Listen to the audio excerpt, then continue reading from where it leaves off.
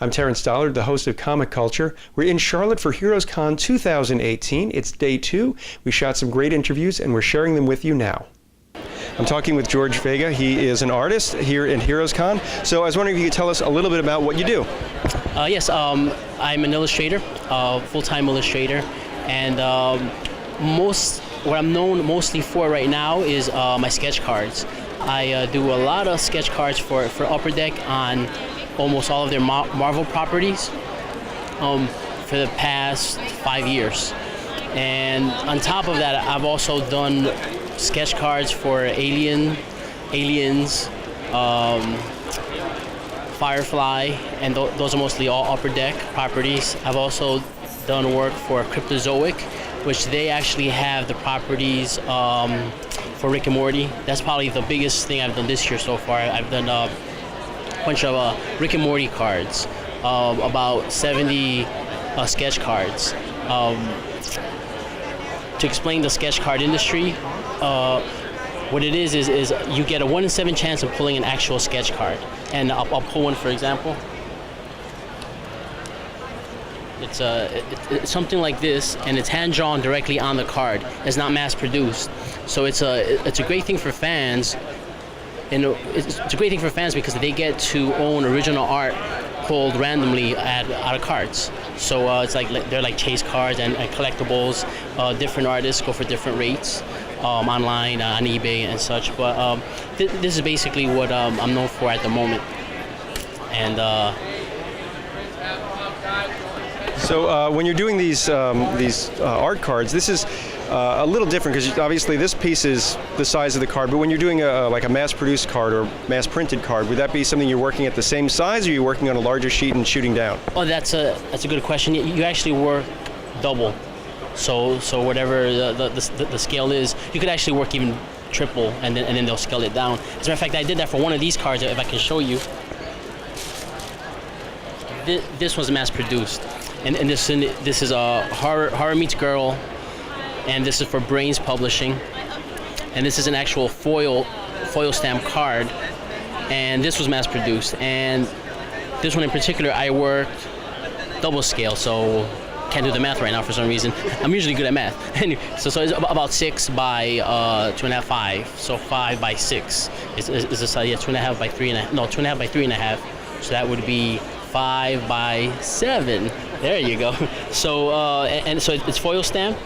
And as you can see, so this would be an example of that type of card where I work larger and then it gets shrink down.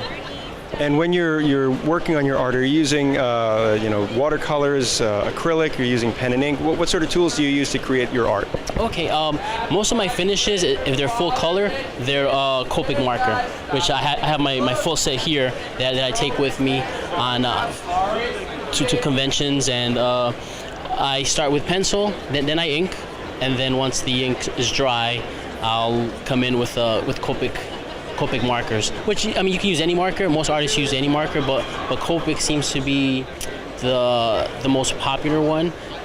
It works great. It's a great product. The colors blend really well. You have a brush end and a broad end, and I think that gives the artist the ability to almost give you a watercolor feel on the piece. And I noticed that you have a lot of pieces here from that mid-'80s period when television was bringing us G.I. Joe, the Transformers, Thundercats. So I'm wondering, is that the sort of stuff that you like to do when you're not getting paid? So you mean the best cartoon era period? Yeah. Yeah, actually that is what I love to do.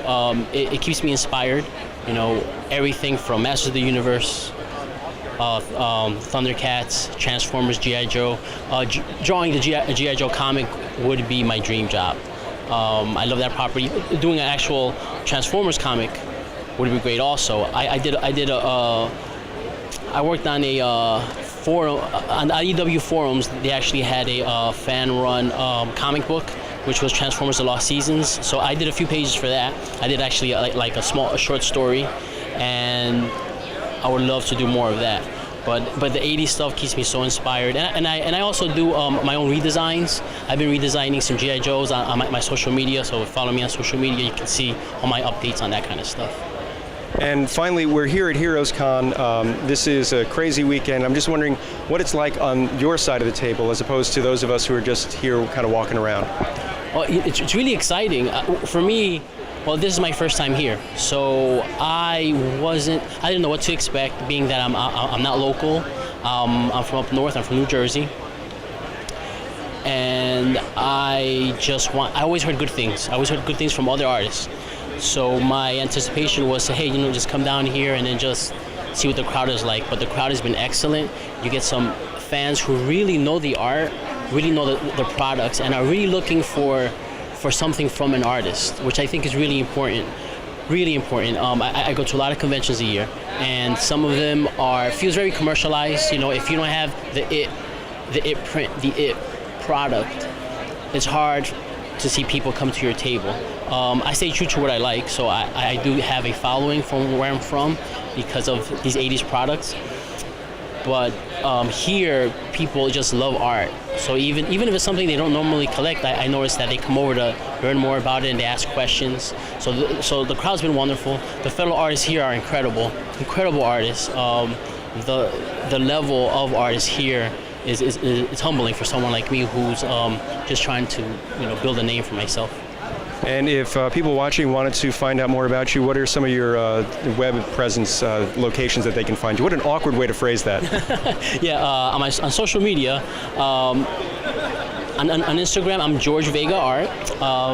George Vega, just add art at the end of it. On Facebook, same name. On YouTube, same name. And on Twitch, same name. I've become I'm a new streamer. It's been literally about a month or so that I've been streaming, and my following is growing, and that's a lot of fun. I have a set schedule where I start work at a certain time, and I stream stuff that I'm allowed to show. I have stuff for NDA work that I can't show, but personal things or commissions I stream, and that's where I would like more people to go. But right now, Instagram's my biggest social media presence, and Twitch. Come check me out. And on YouTube, I have plenty of videos of different work that I do.